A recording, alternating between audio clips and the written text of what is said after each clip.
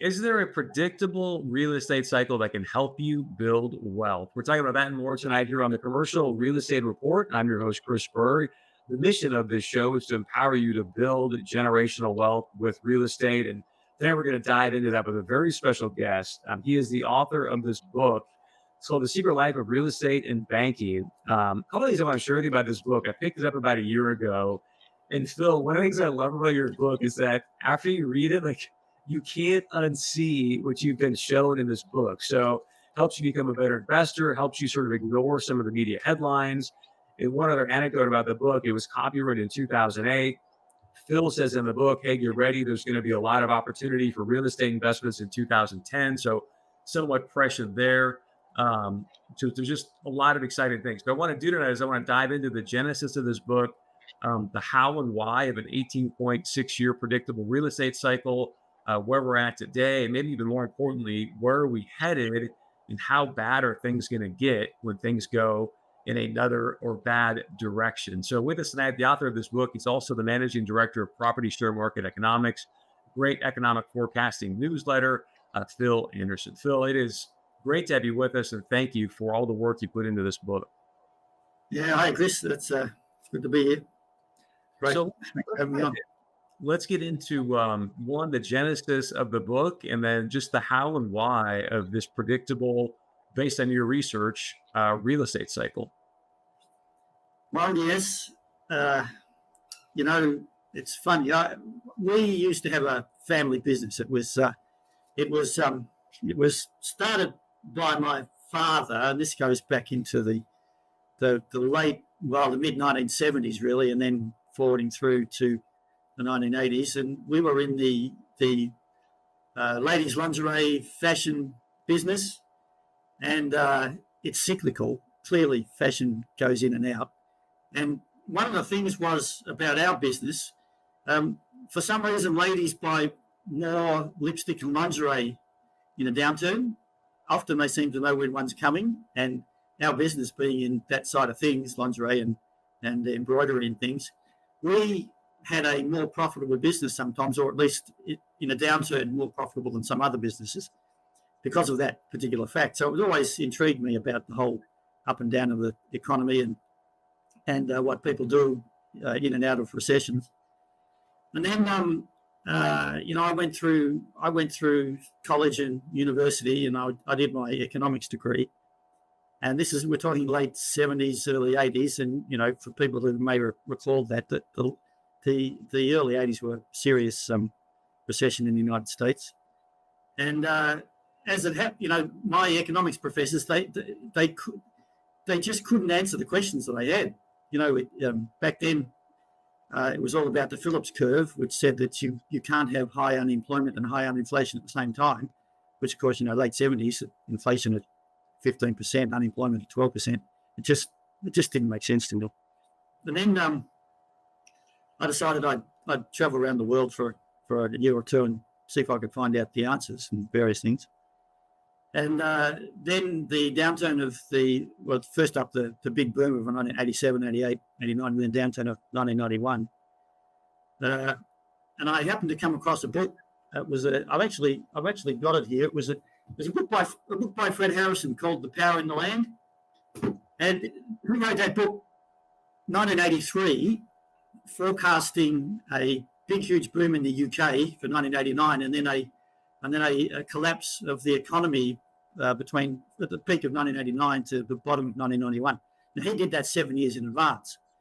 And that was really important from my point of view, from our family's point of view, because with our lingerie business, we had a fairly profitable business in that particular quite serious downturn. One of the banks that was having a hard time we're talking in Melbourne, Australia. They came to us because they knew our family business, and all the family were working in the business, and they were trying to get all their loans off their books and trying to make their non-performing loans performing. And so we get a chance to buy 21 commercial buildings. Right, it's a fairly big thing, and we're right in the middle of a downturn, and it was a very difficult decision because the commercial buildings didn't have any tenants, which meant we had to pay the upkeep of the portfolio from profits of the business, right? And then, I had Fred Harrison's book in my hand, and I just simply went to the family. We had a family meeting, and I said, Mum, Dad, kids, if this guy Fred Harrison, who I never met, I didn't know who it was at the time, if this guy's right, we're at the bottom of an 18.6-year real estate cycle. We went ahead, we made the purchase. You can imagine how profitable that's been, all because of knowledge of a 18.6-year real estate cycle.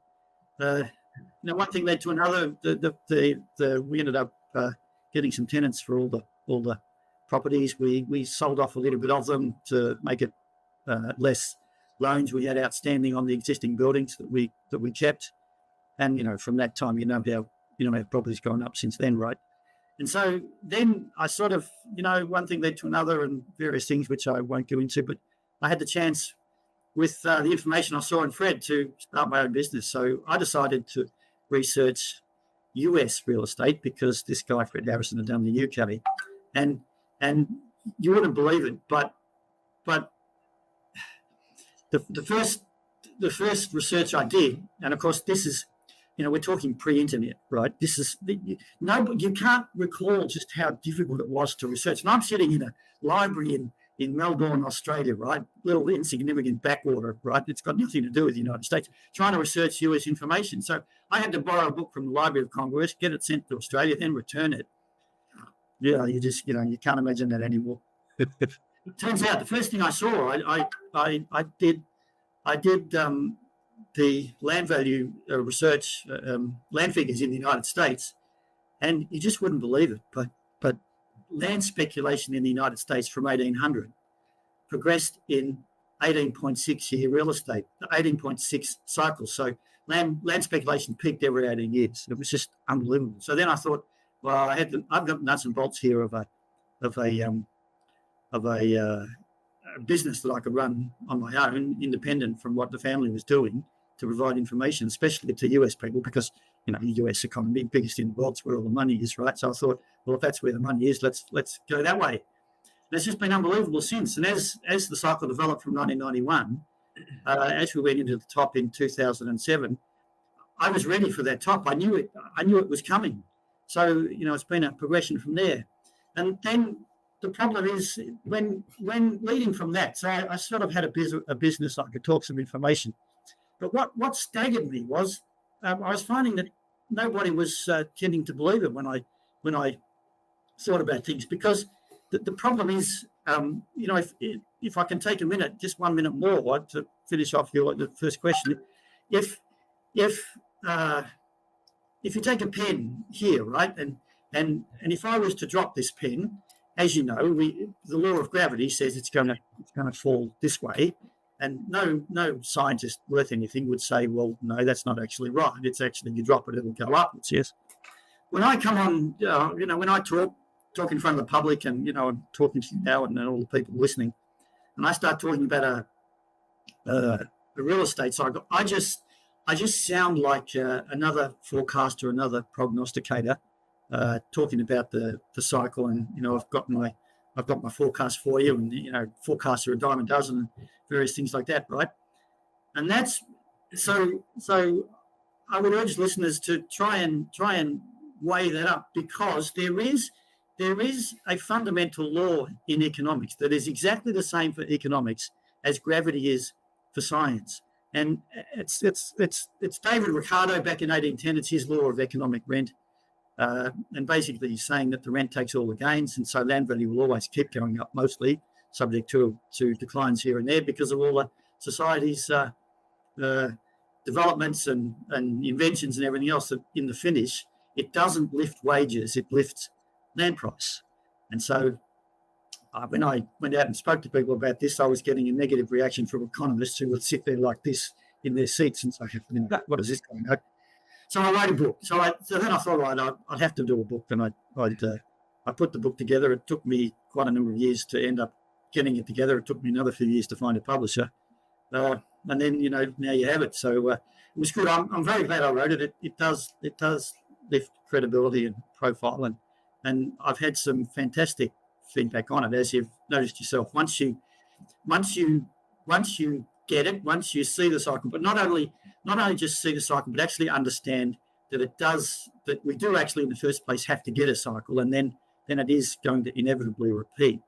Once you see that, you can't unsee it. And feedback I've had from the book like that, people who write in and my members and subscribers, they tell me the stories about when it first clicked for them, when they first realised, and then some people come up and tell me how they've been able to then make their investments. And the biggest feedback I get is it just calms people's level of stress in the economy and understanding the economy, because you really can start to forecast the movement, even more particularly, especially in the United States, because that's where it all happens, and that's where the cycle begins and ends.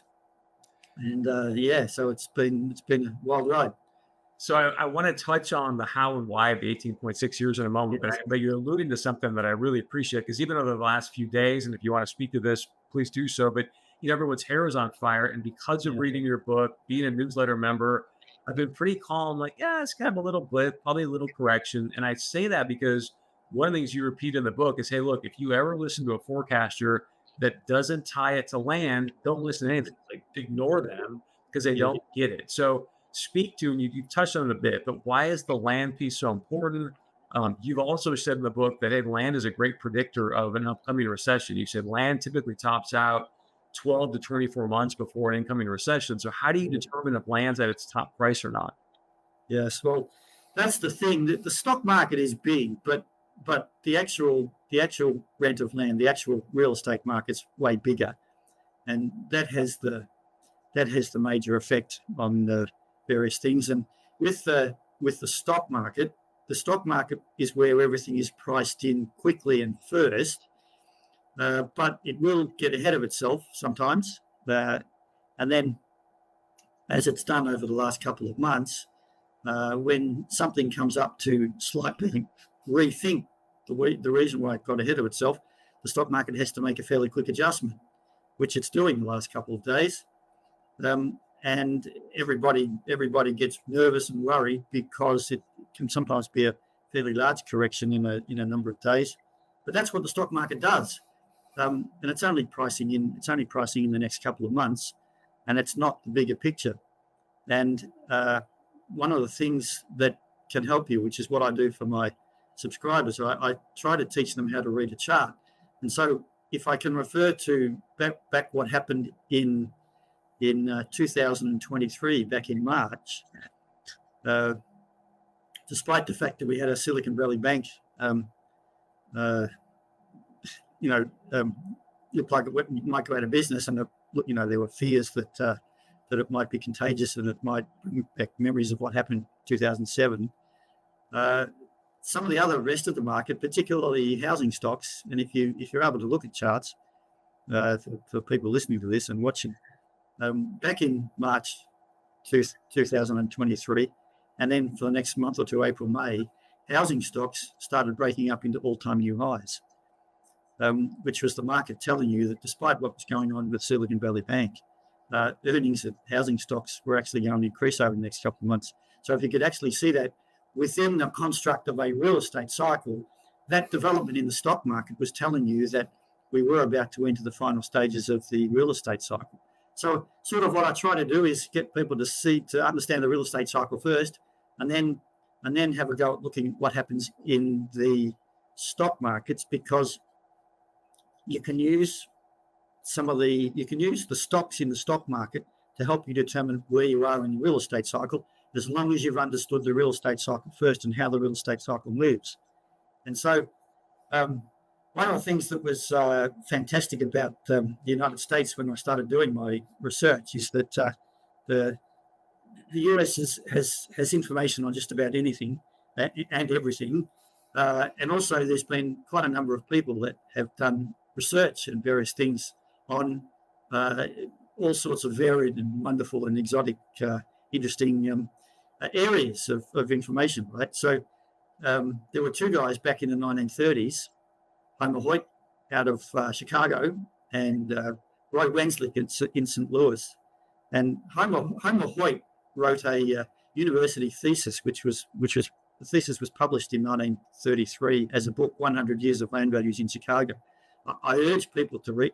All real estate investors should have that in their library, because it explains how Chicago, nowhere else but just Chicago, went through cycles from about 1820 something when it was founded till about 1933. And the reason why Homer Hoyt was able to research so much about Chicago real estate, because there was a guy, this is unbelievable really, there was a guy called George Olcott that decided in his lifetime he would keep a record of every single real estate transaction that took place in Chicago. And he published them in what's called the Bill Books. I mean, can you imagine that? Just spending your entire life recording real estate deeds and what's the sale price and what happened. But fortunately he did, because it enabled Homer Hoyt to produce a great thesis on real estate and cyclical stuff on it. And then there was Roy Wenslick in St. Louis, that he was probably the world's first economic forecaster. He showed the real estate cycle in St. Louis, and you put them two together, especially what Homer Hoyt did.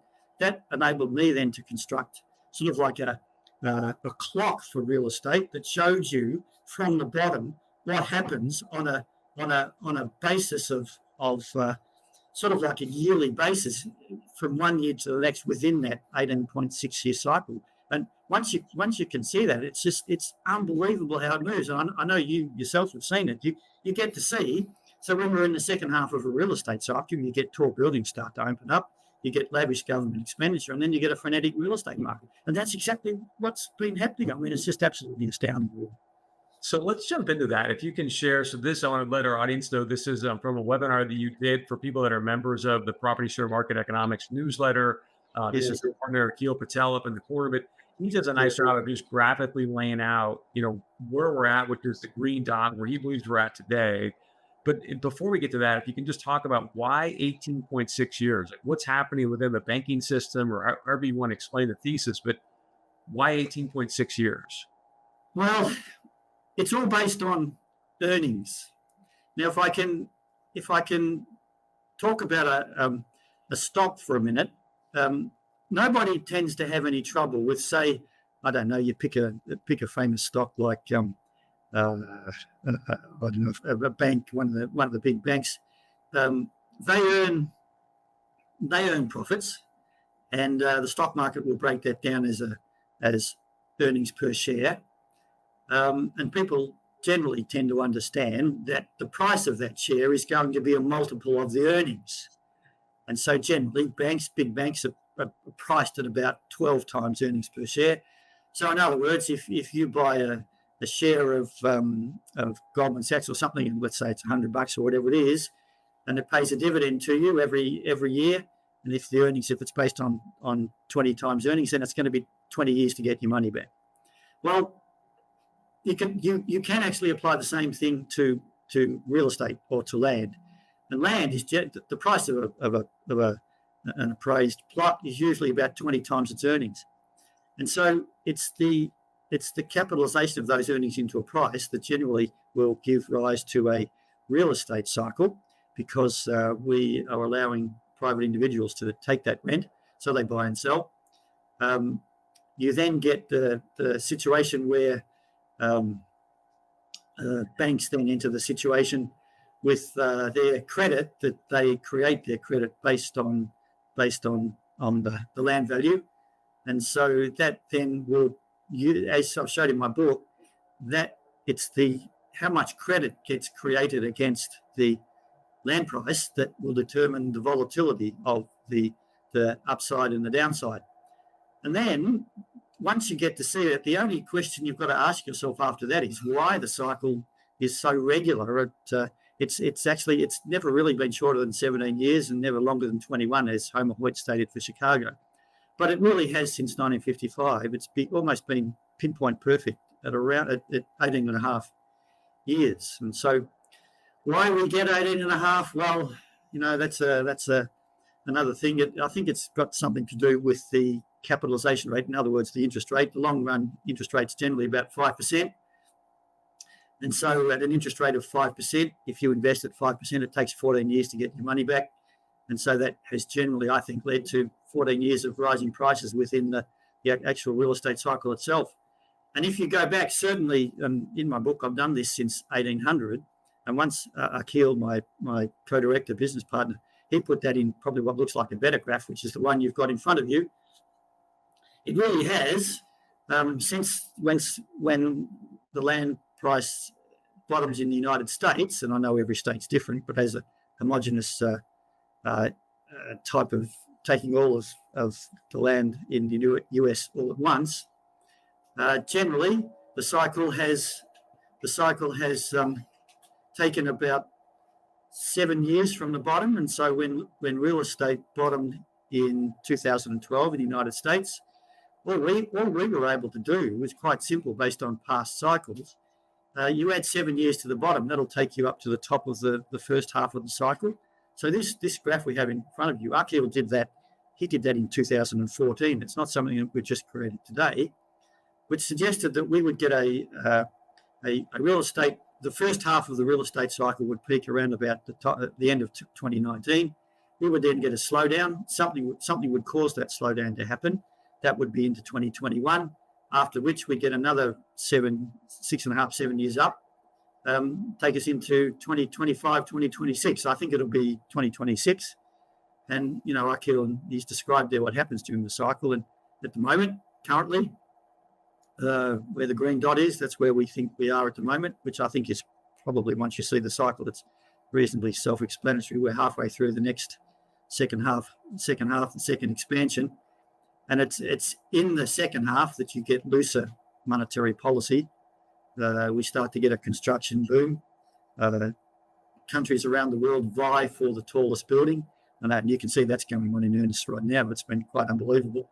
I noticed, of all things, the Oklahoma have come out and announced that they're going to build the world's tallest building. I've got no idea why it would be Oklahoma. I've got no idea what's happening there, but it must be something, because they reckon they're going to build the world's tallest. And so the competition starts, and then you end up usually at the same time. Every single cycle, it's been the same every single cycle since about 1900. Lavish government expenditure comes out for the government because they've got to keep things ticking over, and they don't want revolutions and various things. And so we see a lot of expenditure on, and in this case, in the United States, in this particular cycle, it's turned up. It's quite lavish government subsidies from the Biden administration, and that, regardless of what happens with the election coming up, should it be won by the Democratic side, they'll continue those policies. If it ends up with the Republican side, you can see what's already coming: tax cuts and various things, which will just push the cycle even higher. So it's all coming out, really. Let me ask you this: if you can act as my coach for a moment, we develop self-storage. I'm in acquisition, so I'm the person that's out buying the land.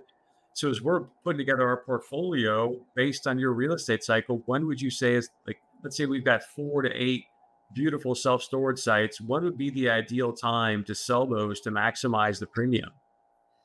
Well, that's not always an easy question, because I don't know the circumstances of every individual investor, and I'm not necessarily always trying to suggest that with existing portfolio and existing holdings you try and time the cycle exactly.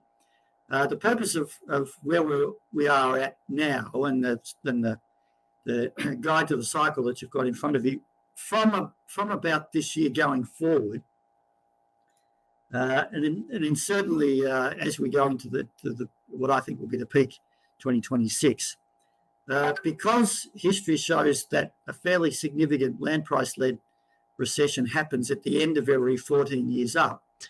Now is not the time to be attempting to establish a really big portfolio if you have to do it 100% geared, and then borrow even more money from another bank to make sure you get the process and make sure to do everything else. It's not the time to begin something now going in massively geared. Now, whether it's the time for an existing portfolio to sell it all, well, I've always thought myself, and with our portfolio we've got with our family, we're not sellers.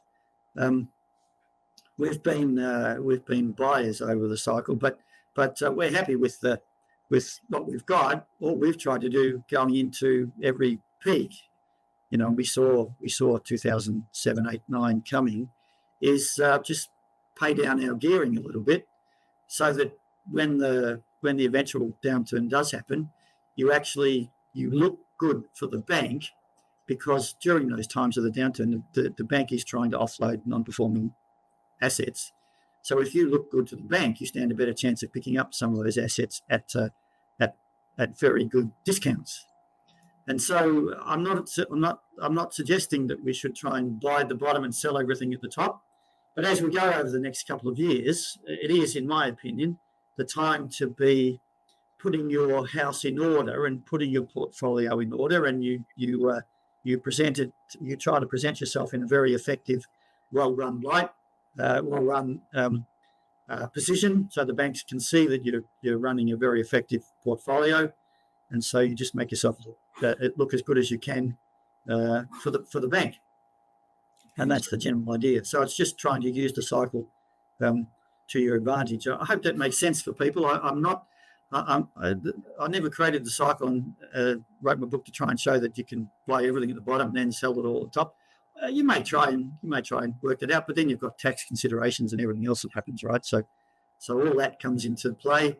And I'm not an investment advisor, so I don't know everybody's personal position, but I think you get the idea as this sort of the ebb and flow. Yeah. And so, as you go into the peak of the cycle, and I'm sure you're seeing at the moment with land prices so high, it's harder to try and make things work. The yields compress and various things, and you end up, if you want to get the land you want, sometimes you've got to overpay for it. Well, now's not really the time to do that. You try and save up for a good cash position, a relatively good cash position, because I think the next downturn, which happens after 14 years up of land prices, and that happens in 2026, that's when we reach the 14th year up. After that, land prices will be too high. We should get the usual downturn. It's happened 11 times since 1792 in the United States. So there's fairly good odds that it's coming again. I think it might be hard for some people to digest, and based on I understand that. Based on what I'm reading in this graphic, is that if the green dot is where we're at, and you think about how rates have gone up, housing prices in the United States have gone up dramatically since COVID. But what I'm reading says, hey, Chris, we're just beginning. Like, there's still another couple of years for these housing prices to escalate pretty rapidly. Is that a fair assessment on my part? Yes. It's, if you go back and what happened, let's just say people might have a memory of the prior cycle, say from 2003. I mean, you think about what was happening in 2001. We all remember all the tragic events of 9/11, and then into 2002 and 2003, the things that were happening in Iraq and in the Middle East. I remember in 2003 having conversations with people. We really thought the world was going to end in 2003. Everything that was happening around the Middle East and various things, and then Afghanistan, it was scary. What's going on at the moment, I don't think has anything on what had 2003 looked. And then nobody thought that there'd be the massive boom that we got into 2005, 6, and 7. I remember I used to go to the United States yearly from about 1996 onwards, because I was writing my book. So I'd pick a state that I'd go to the US, usually summertime. I'd pick a state that I'd go and travel through and try and sit down and write my book a bit for a month or so. And that was when I was studying, back in 2004 or something like that. I was in St. Louis at the Thomas Jefferson Library there, and they've got a whole room there on all Roy Wenslick's material. I was at the airport, and I was at one of the stations down there, and 2005 and 6, all you could see was what Paris Hilton was doing. I mean, she was the flavour of the month, if you can remember back that far. And then in 2007, the iPhone hit the markets, and people went nuts. I mean, it really, really did. So I'm seeing all that echo with all of the artificial intelligence and everything that's happening at the moment. There's a lot of money to be spent. So it wouldn't be the first time if things really progressed from here and everything got excited. It was the same back in 1984. 1983, 84, 85, there were also Middle East troubles. The United States was dealing with that troublesome dictator Saddam Hussein and what was going on in Iran. Now things haven't changed that much, really. And people were nervous back then. And then 1987, October 87, we got that almighty stock market crash, which I was trading back then. I remember it. I remember it as if it happened yesterday.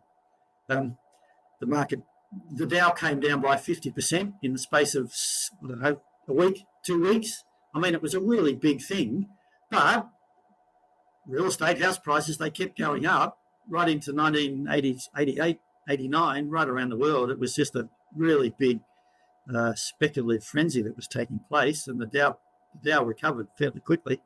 And here we are now. We're worried about the same things, and housing prices keep going up. So it's an interesting question you ask because you have to ask yourself why. And I was there. I think, if I may say so humbly, I think which you can say for which I think you saw as a member of all the material I write, as a subscriber.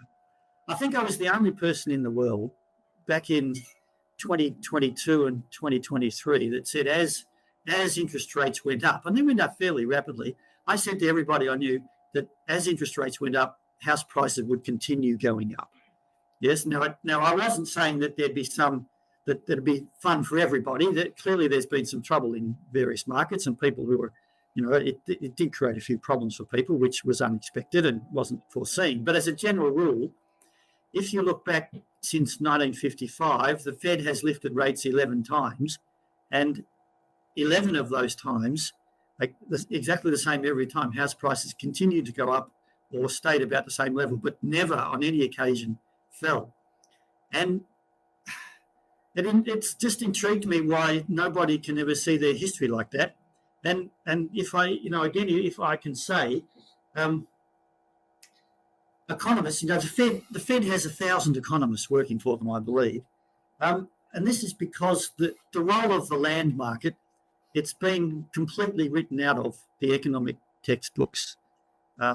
Economics like that, it has been corrupted. Before the First World War, every economist understood that there were three factors of production: land, labour and capital, land in particular. And people saw it back then because most of the world were farmers. And they progressed from that. But then after the First World War, and generally what was happening from there, because there were so many, sort of like in the late 1800s, there were so many land reform movements that were happening. It was starting to threaten the established interests, especially in the United Kingdom. So there was a job done on economics to write land out of the equation, and now all economists are taught that land is part of capital. So it's just land and it's just labour and capital, and so you miss the whole thing about the role of land. And then once land is taken out, you'll never get taught it at an economics university.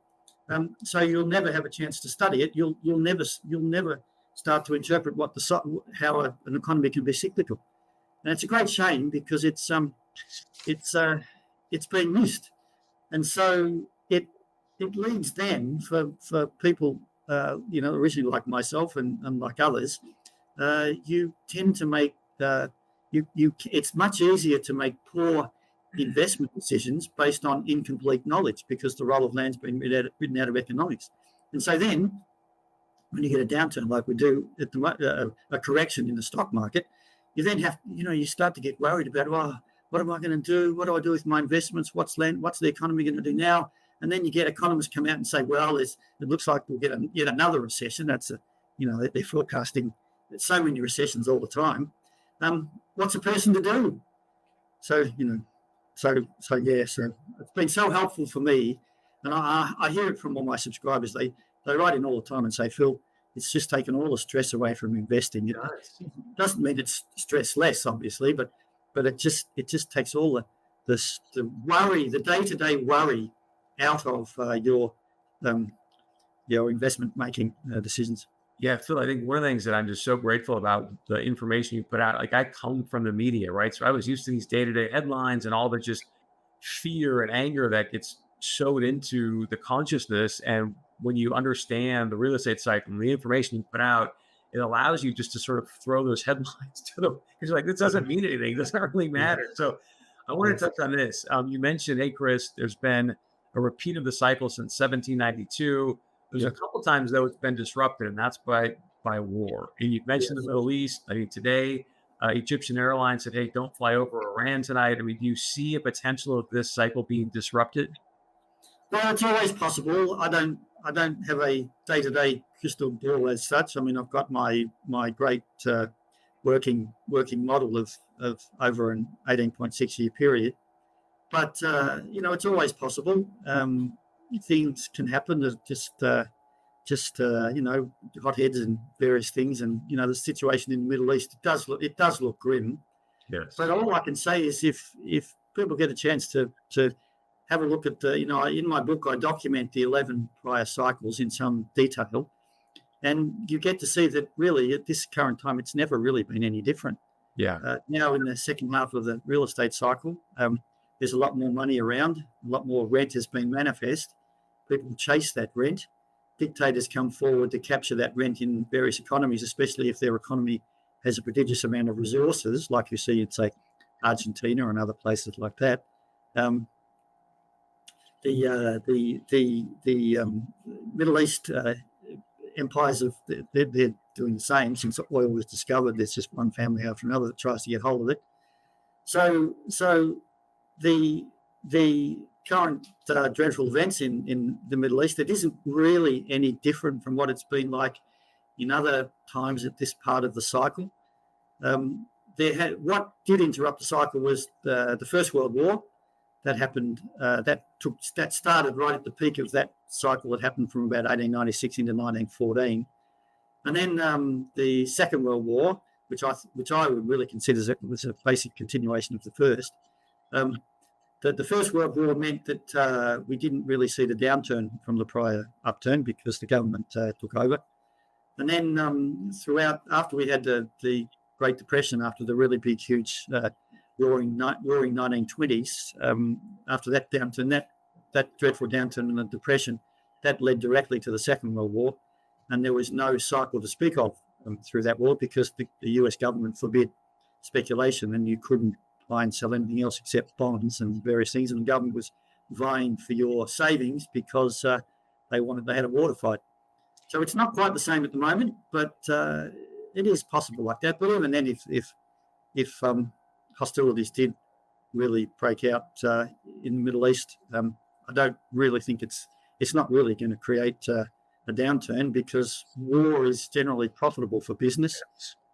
Commodities get bought and sold still.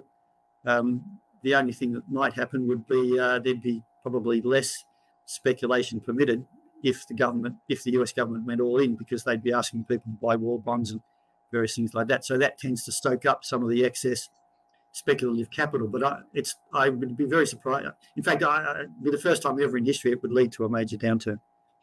I want to get into the downturn here. So you're suggesting, hey, Chris, let's look into 2026. You think there's still going to be this, what you call the winner's curse, and then post 2026, things will start to go towards a downturn. And my question for you is, what do you think is going to be the catalyst to that? And I share that in the context of, there's over $2.9 trillion of commercial real estate loans that are coming due between 2024 and 2028. Do you feel like that's going to be the catalyst, or what do you think?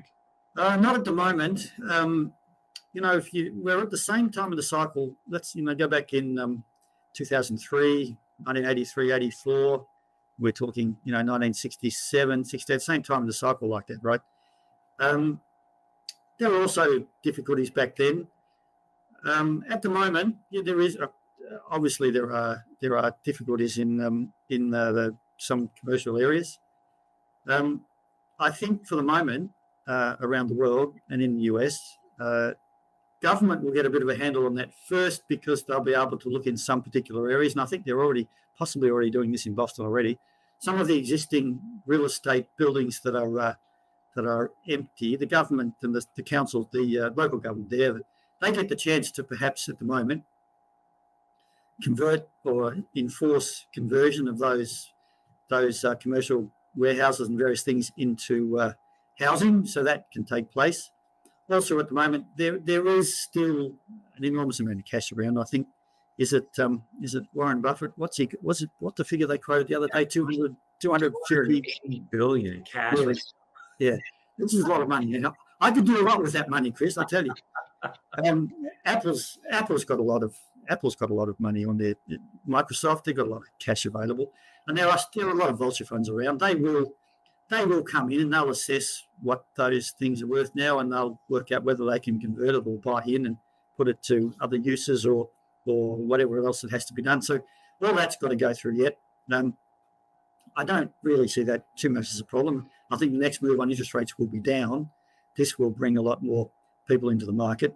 The reason why it was suggested that the current time from about now into 2026, which is what it was the prior cycle, say 2005 into 2007, and say from 1987 into 1989, just to go back a couple of cycles. The reason why we've called it the winner's curse phase is more to do with residential than anything else. And so it is likely sometimes that it has been usual sometimes that the interest rates drop a little after they were lifted, and we're at that time where that may happen. That will bring a lot more people into the market because housing itself, but aka land prices, but housing will become that much more unaffordable because mortgages did go up. The government then tries to create all sorts of structures to make housing more affordable. So you see a lengthening in the mortgage process. So we go from 10 or 20 or 30-year mortgages. In Australia, they're talking here now 50-year mortgages.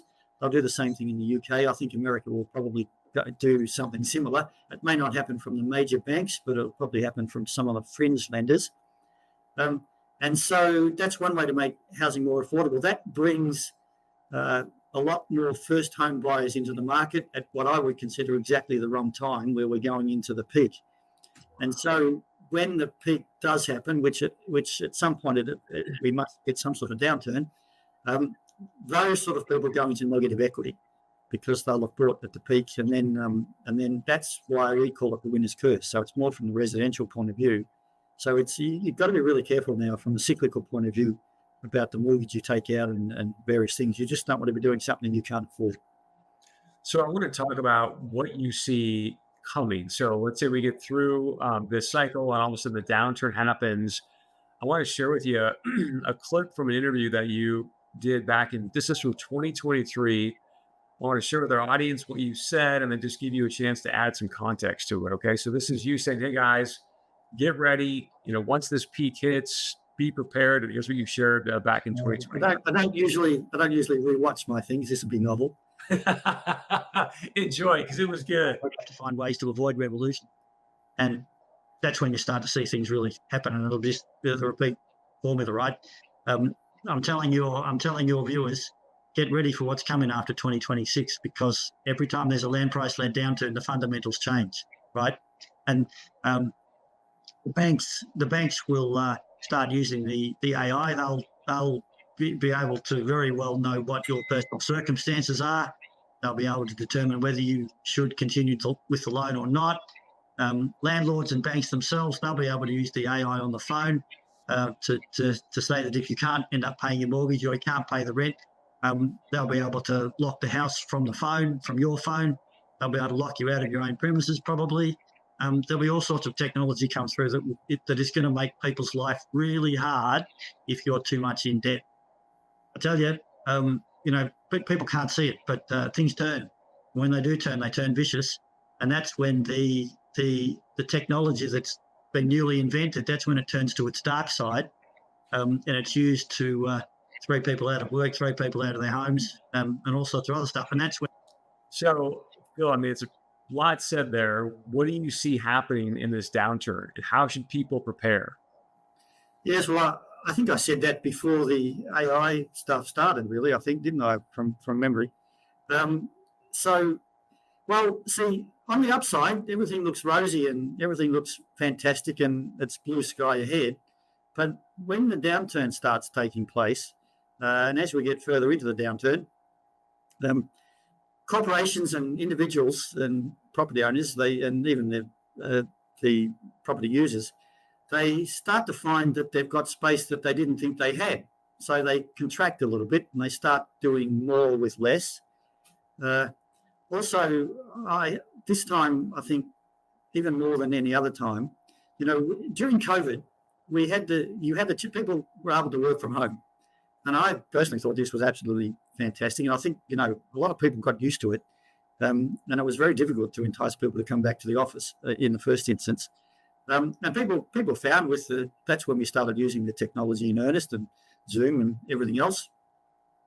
And we were able to start doing things from home that we didn't think we'd ever do outside the office.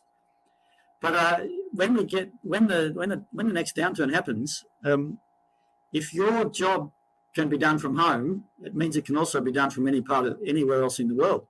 And so there'll be outsourcing in earnest.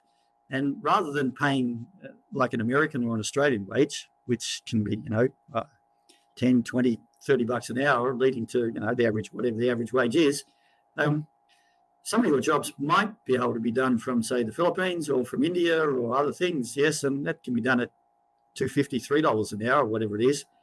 So that's the first thing. So if your job can be done at home, it can also be outsourced to any part of the world. That will start to happen in earnest as corporations seek to reduce costs. Not only that, but I suspect with AI this time, there'll be certain industries that just are completely replaced by what AI can do. That happens in earnest when corporations really have to reduce costs. They're not so much under pressure at the moment because with the lifting in costs and inflation and things, it's quite easy for them to pass it on now. But in the downturn, it becomes that much harder to pass on costs. So they've got to do cost savings otherwise, and it's labour that bears the brunt of that.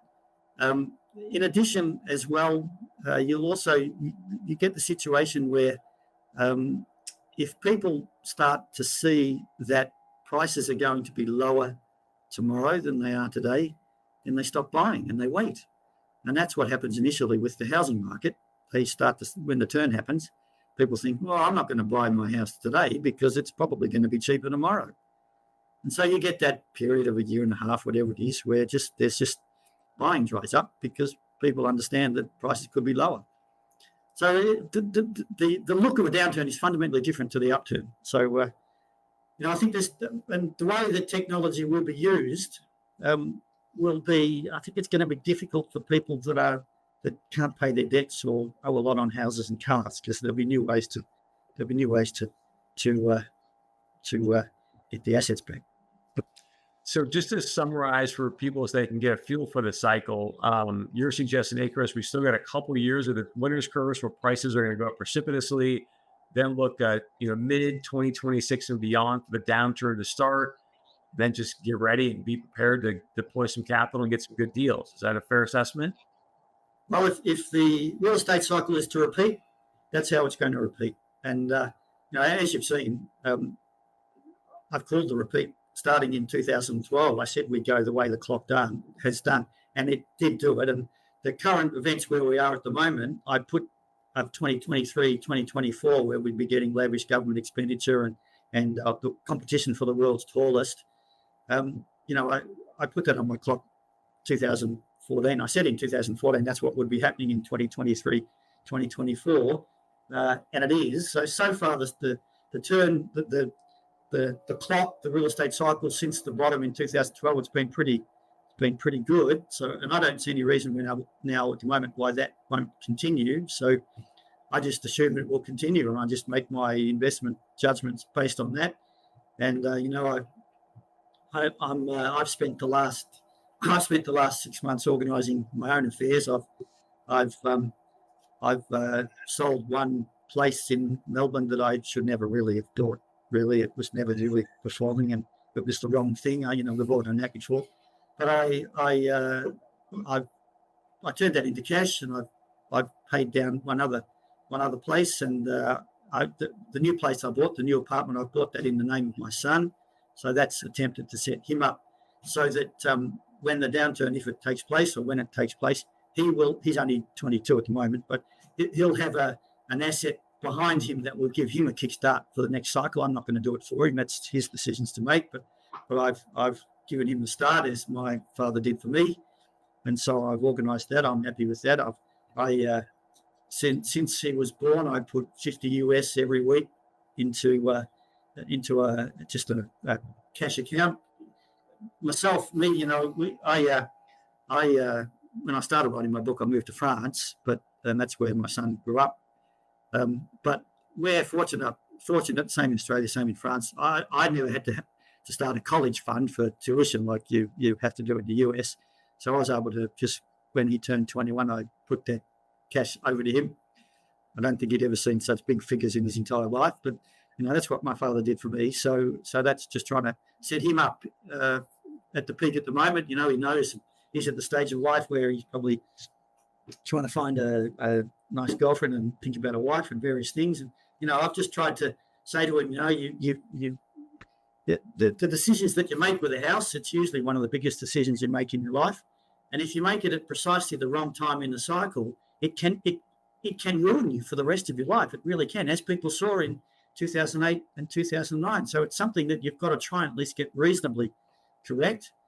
And so that's what I've tried to do for myself and with my subscribers and various things like that. At least get them to think a little bit more about not rushing into investments based on emotion and based on big smiles and what they like and what they don't like. It's got to be a hard-headed business decision. And if you can use the cycle time to guide you with the timing, well, that's just absolutely fantastic. So that's what I've tried to do on a personal capacity. And you can see that with my subscribers. They've been helpful to be able to make the same sort of decisions. So that's a great question. What are you currently doing right now? Are you going more defensive into cash or bonds or more defensive portfolio? Well, defensive, yes.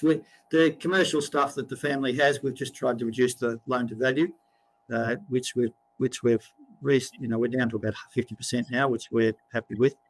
But I'm also, it's not just what I'm necessarily doing at this time of the cycle. I'm also at a stage, I'm in my 60s now, so I am trying to wind down a bit. I don't want to be, I want to write another book or two, so I don't really want to be making the investment decisions that I made before.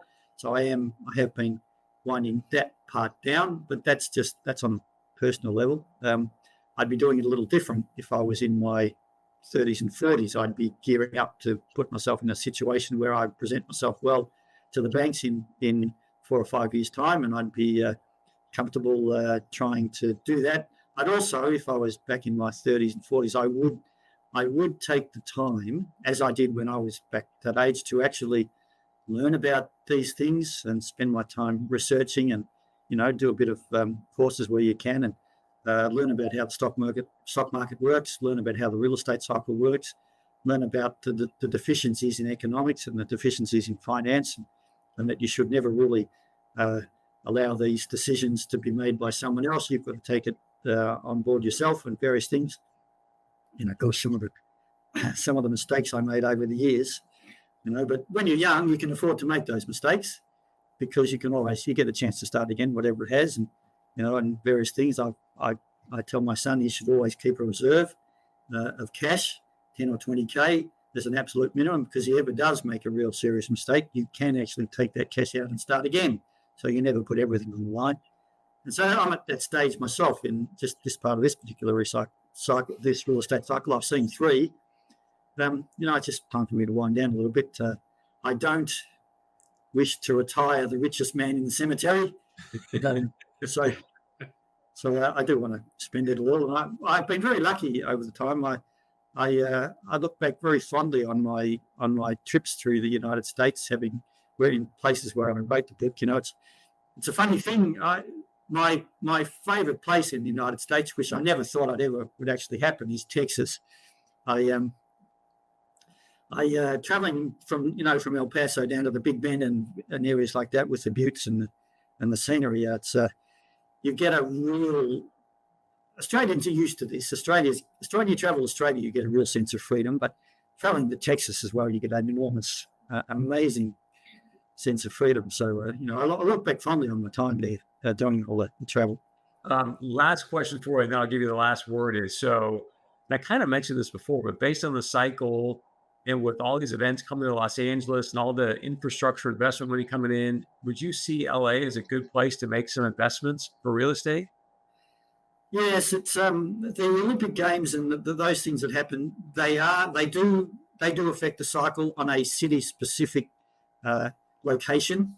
You know, just in Australia ourselves, up in Northern Australia in Brisbane, we have the Olympic Games in 2032. So that is going to the where those big investments take place at particular times in the cycle, that does affect the cycle in that state or in that city. So let me give you some examples so you might be able to relate this to LA. The Olympic Games were held in London in 2012. I was there at that time, and the English, you know what the English can be like. They're always a bit joking about themselves, and they always worried about their ability to do things completely different to the Americans. They were all scared that the 2012 Olympics would be a big, huge, massive flop. And then when it was shown that the Bond took the Queen out of the airplane and various other things that were happening, it was hugely exciting. That kicked off the real estate cycle in the United Kingdom from the bottom. And it was very bullish. Up until the Olympics of 2012 in London, things were really bearish. There'd been riots and there'd been everything else. And actually, nobody knew when the next kickoff would happen. And then the Olympics took place and it kicked things off. The Olympics were in Sydney in 2000, and that was mid-cycle. And so Sydney from about 2001 in 2007, the second half of the real estate cycle never really did anything because all the building and the construction was sort of brought forward for the Olympics. And so when you get something that's happening at the end of the Olympics or beyond into 2028, 2020, 2030, that will give Los Angeles the ability to stagger their infrastructure and probably alleviate the downturn that might take place. So you just got to put that within the context of the larger real estate cycle. I don't study cities individually per se. My book's just all about the structure of the real estate cycle within the United States itself. And you can see over history, the United States has had that real estate cycle, but not every city has partaken in the real estate cycle. You have to also think that Denver, for example, with its sprawl, and LA with its sprawl, and other United States cities that have that sprawl, and El Paso is another one where the city can expand and go right out and can go really over the top towards the second half, and they do a lot of expansion of the city into the sprawl, into the countryside. That can take a while to recover. But cities like San Francisco and New York that are hemmed in as they are by the bay and by the sea, they tend to recover much quicker because the city can't expand as it does. So you have to be able to take the theoretical basis of the 18.6 year real estate cycle, and then you've got to overlay it and apply your own local real estate knowledge as to where you are to then think about what happened. And that's important to do. I can't answer that particularly for every specific question, but and perhaps one final example, usually the biggest downturn takes place where the world's tallest is being built. That's now in Oklahoma. So I'd be interested to see what happens in Oklahoma. Probably they would have a fairly significant downturn, worse than the rest of the United States, but that's just based on historical things. So we've got to see how that plays out. Well, Phil, I want to say thank you for your time. I want to be respectful of it. We talked about doing an hour, so thank you so much. I want to invite everybody, just do yourself a favor and get the book. It's a phenomenal read. And Phil, I just want to give you the last word. Anything else you want to add or share that I haven't asked you? No, it was all pretty good. I hope to get to the United States soon and visit again. It's been fantastic having researched the history of it. It's a marvelous history. You know what Americans have done with the country, the can-do spirit. It's fantastic for me to see. And Australians are very similar, like in the same sort of way. So it's been great to be here. And thanks to be on. It's been great. I mean, hopefully we can have you back because we didn't really talk about the power of speculation and really how the Virginia company back in the early 1600s is what created the United States. So it's just so many things to discuss with you. I just am grateful for the work you put in, and we'll do this again. Okay. Great. Thank you. Anderson. Check out the book. It's fantastic. Here's his website, propertysharemarketeconomics.com, as well, if you want to find out more about what they're doing to educate people out there. Again, this is the Commercial Real Estate Report, empower you to build generational wealth with real estate.